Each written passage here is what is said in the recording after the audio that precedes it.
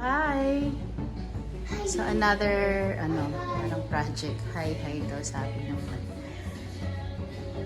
So, itong cabinet, kasi may nagtatanong kung magkano raw paggawa ko. So, itong cabinet, kasama itong nandito sa baba. Ayan. So, ito dito pangit kasi natanggal yung parang ganito niya. Palalagyan pa namin. So, ito, pull out, namin to. Wait. So, ayan. So, ayan. So, lagayan ng aming plato. Magulo pa. Opo. Then, ito, sa ilalim din. Then, ito naman, wala na pa. So, ayan, oven. Parang storage, area, gano'n. Then, ito, dyan yung aming kailangan. Bigas, wala na. So, ayan.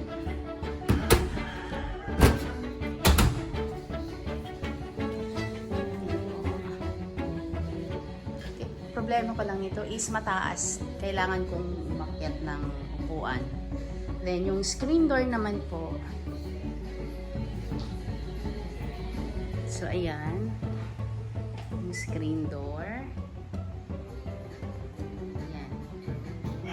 Ang halaga po niyan, lahat ay 33,400. So, hindi na kami tumawad kasi syempre, small lang sila. Kailangan natin ng support. Kailangan nila ng support from us. So, ayan po. Actually, maganda siya. Nag-match yung kulay ng cabinet ko. Yan, ang alam niya maliit. Dito sa aming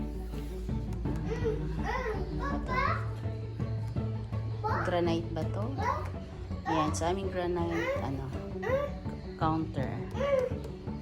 Yan, may gusto ko. Okay, sige, hi. Bye-bye na, bye. Opo, okay na po. So, ito pala yung kanyang resibo yan. So, ito yung resibo niya. Okay, get. So, yung hanging cabinet, yung sink, plus screen door. So, it's 32,400.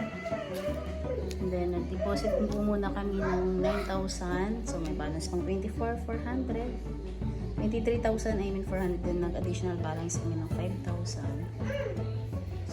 So, ito po lahat yung total is 33,000.